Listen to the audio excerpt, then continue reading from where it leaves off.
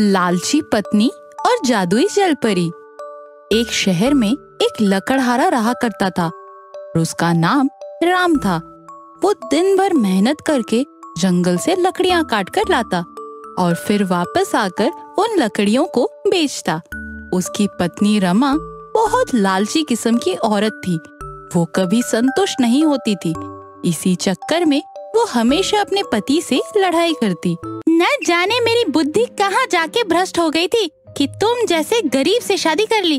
क्या क्या सपने देखे थे मैंने, और तुमने तो उन सारे सपनों में पानी फेर दिया।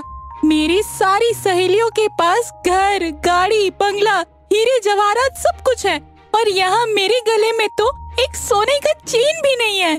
मैं क्या करूं भाग्यवान, मुझे थोड़ा ही पता था कि मेरे सारे पैसे डूब जाएंगे। अब यही हमारी जिंदगी है।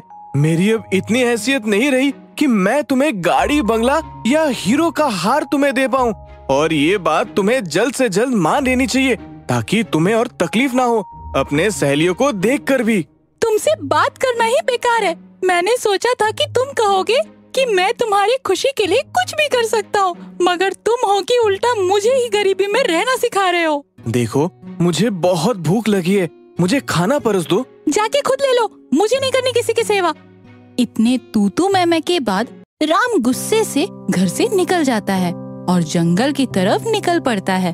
उसी जंगल के बीचों बीच एक तालाब, जहाँ वो अक्सर जाया करता था, और वो आज भी वहीं जाके फिर से बैठ गया। न जाने कब ये सब ठीक होगा। अगर मैंने अपने सारे पैसे उन शेयर मार्केट में ना लगाए होते तो आज ये हालत ना होती मेरी। जब देखो तब झगड़ा होते रहता है, ना खुद शांति से रहती है ना मुझे शांति से रहने देती है। क्या करूं, कहां से लाऊं इतने पैसे। तभी उस तालाब में से एक जलपरी बाहर आती है। राम उसे देखकर चौंक जाता है। फिर जलपरी उससे कहती है, मैं आए दिन तुम्हारी बातें सुनती हूँ। मैं तुम्हें 4 वरदान देती हूँ। मुझसे जो भी मांगोगे मैं उसे पूरा करूँगी। मांगो, क्या चाहिए तुम्हें? अच्छा, फिर मुझे अपनी पत्नी के लिए बहुत सारे हीरे जवाहरात चाहिए, जिससे वो बहुत ज्यादा खुश हो जाए। बस इतनी सी मांग? ठीक है, तुम्हारी पहली मांग मैं पूरी करती हूँ। जलपरी ने अपने जादू से एक संदूक सा बना दिया, जो कि पूरी तरह से हीरे और जवाहरातों से भरे थे। राम ये देखकर बहुत खुश हो गया कि अब उसकी पत्नी खुश हो जाएगी और घर पे शांति फिर लौट आएगी। फिर राम खुशी खुशी उस संदूक को अपने घर ले आया और अपनी पत्नी को सब कुछ बताया। अरे वाह, ये तो बहुत सारे हीरे जवाहरात हैं। मेरे तो भाग खुल गए। आज के बाद मैं भी अपने सहेलियों को ताव से अपने गहने दिखा पाऊंगी। अच्छा हाँ, और एक बात, उस जलपरी से अब तुम्हें घर और गाड़ी मांग लो। अगले दिन राम फिर से पहुंच जाता है उस तालाब के पास और वहां जाके उस जलपरी को बुलाता है और उसकी पत्नी की मांग बताता है। ठीक है, तुम घर जाओ, तुम्हारी दूसरी मांग भी अब पूरी हो गई। राम खुशी खुशी अपने घर वापस आता है और देखता है कि उसका छोटा सा घर एक बड़े से घर में बदल चुका था और उसके घर के बाहर एक आलीशान गाड़ी खड़ी थी। उसकी पत्नी अब बहुत खुश हो गई, मगर अब भी वो पूरी तरह से संतुष्ट नहीं थी। तो उसने राम से कहा, अच्छा सुनो, तुम उस जलपरी से कहो कि मुझे ढेर सारे पैसे लाके दे। देखो रमा, अब इतना सब कुछ तो है तुम्हारे पास, अब बस भी करो ना, कहीं ज्यादा लालच मुसीबत ना खड़ी कर दे। तुमसे तो कुछ कहना ही बेकार है। खुद तो कुछ कर ना पाए और अगर बैठे बैठे कुछ मिल रहा है तो तुम मुझे लालच का पाठ पढ़ाने बैठ गए। ठीक है, झगड़ने की जरूरत नहीं, मैं जाऊंगा कल। अगले दिन राम उस जलपरी के सामने अपनी पत्नी की तीसरी मांग भी रख देता है। ठीक है, तुम जाओ, तुम्हारी ये मांग भी पूरी हो जाएगी। मगर जब वो अपने घर वापस आता है तो वो देखता है कि उसके घर के बाहर पुलिस रमा को अपने साथ लेकर जा रहे थे। राम भागता हुआ पुलिस के पास गया। क्या बात है सर, आप मेरी पत्नी को क्यों गिरफ्तार कर रहे हैं? इसने क्या किया है सर? आपकी पत्नी के पास TBI बैंक से चोरी किए गए पैसे पाए गए हैं, जो कि कल ही चोरी हुए हैं। इतना कह के पुलिस उसे अपने साथ लेके चली गई। राम भागता हुआ जलपरी के पास गया। उसने जलपरी को आवाज दी और कहा, मेरी आखिरी मांग ये है कि तुम मेरी पत्नी को मेरे पास वापस ले आओ। मुझे कुछ भी नहीं चाहिए, अपना दिया सब कुछ वापस ले लो तुम, बस मेरी पत्नी को हिरासत से निकाल दो।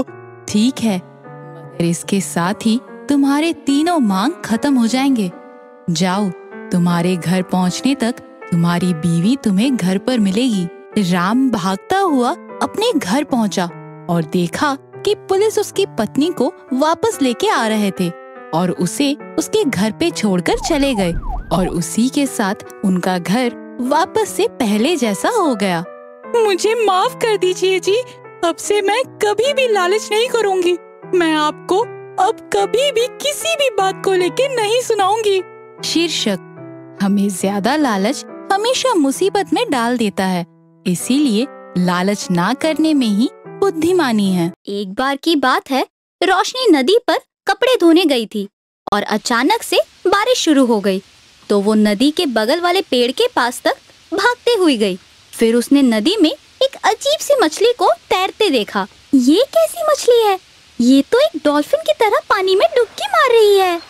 मगर उस मछली को देखने के चक्कर में रोशनी उस नदी के पास चली गई और फिर वो मछली रोशनी के पास आई। बारिश ज्यादा होने की वजह से रोशनी को ठीक से कुछ दिखाई नहीं दे रहा था। अरे, ये तो एक मरमेड है। मेरे तो भाग खुल गए।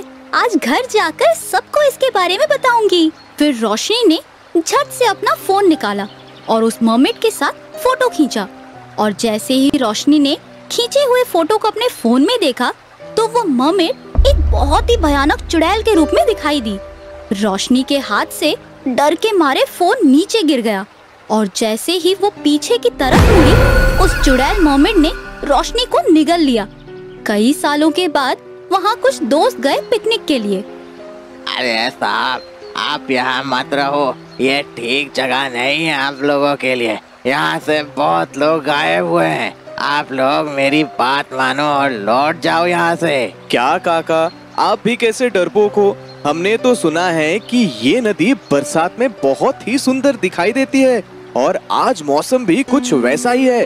हम इसलिए तो यहाँ इतनी दूर आए हैं। अरे काका, आप नहीं जानते, जब कोई जगह बहुत फेमस हो जाती है तो वहाँ पे लोग लाखों कहानियाँ बनाने लगती है।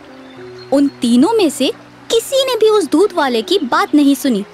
कुछ देर बाद तेज बारिश होने लगी और वो तीनों बगल वाले पेड़ के पास भागने लगे, मगर अनंत के पैर के नीचे एक पत्थर आ गया और वो नीचे गिर पड़ा, और तब उसे वहाँ मिट्टी से सना हुआ एक फोन एक पॉलिथीन के नीचे दिखा।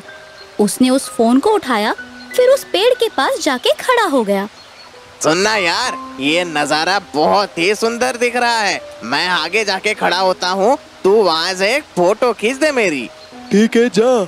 और 2-3 फोटो खींचने के बाद कबीर ने कहा, यार अपने पीछे देख, देख कितनी बड़ी मछली है यहाँ। राघव उसे देखने के चक्कर में नदी की ओर बढ़ने लगा, और बारिश की वजह से अच्छे से कुछ नजर नहीं आ रहा था। यार जल्दी आ, यहाँ एक बहुत ही सुंदर मरमेड है। और जैसे ही राघव उसके पास गया, उसकी डर के मारे हालत खराब हो गई। इससे पहले कि वो चिल्लाता, उस चुड़ैल मरमेड ने उसे निगल लिया, और कबीर को ये वहम हुआ कि राघव नदी में डुबकी मार मार कर एंजॉय कर रहा है। यार अनंत, राघव को देखना, अकेले अकेले पानी में चला गया। चलना यार, हम भी चलते हैं। तू जा, मैं आ रहा हूँ। क्या यार, कब से इस खटारा फोन के पीछे पड़ा हुआ है? नहीं होने वाला वो ऑन। मत जा, पड़े रहे यहीं इस फोन के पीछे। मैं तो चला। मगर थोड़े ही देर में वो फोन ऑन हो गया, और उस फोन में सबसे पहले वही मरमेड चुड़ैल के साथ रोशनी की फोटो दिखी, जो रोशनी ने कुछ साल पहले खींची थी। आनंद के हाथ से डर से फोन छूट गया और उसने जोर से चिल्लाया, मगर तब तक काफी देर हो चुकी थी, क्योंकि नदी के किनारे से ना तो कबीर की आवाज सुनाई दे रही थी और ना ही राघव की। कुछ देर बाद जब बारिश कम हुई तो अनंत नदी के किनारे गया, मगर उसे कहीं कोई नहीं दिखे।